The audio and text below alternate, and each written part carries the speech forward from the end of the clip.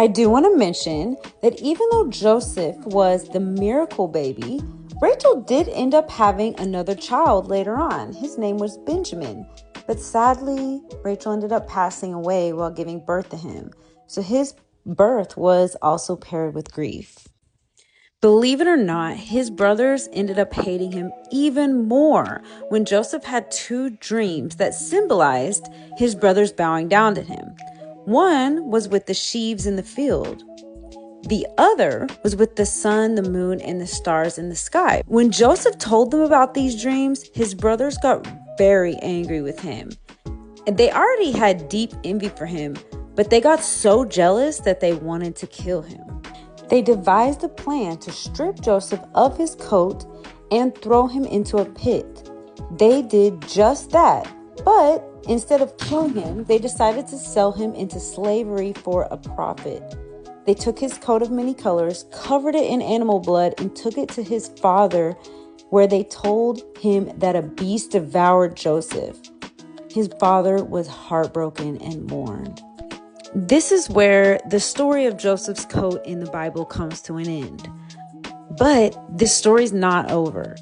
It's crazy because Joseph's gift of being able to interpret dreams actually ended up getting him out of slavery and made him to where he was Pharaoh's right-hand man in Egypt.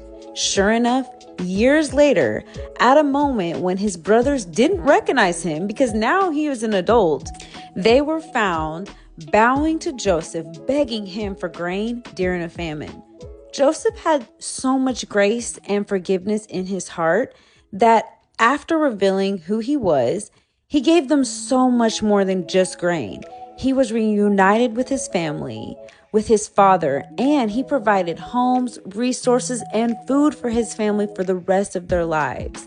It's a beautiful story of love and forgiveness. And if you want to read more about this story, you can find it in Genesis.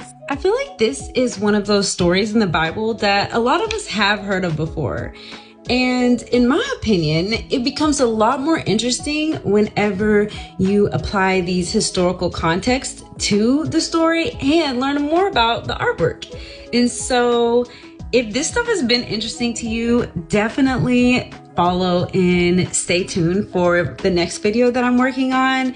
And yeah, this concludes part 1 of my series, Art in the Bible.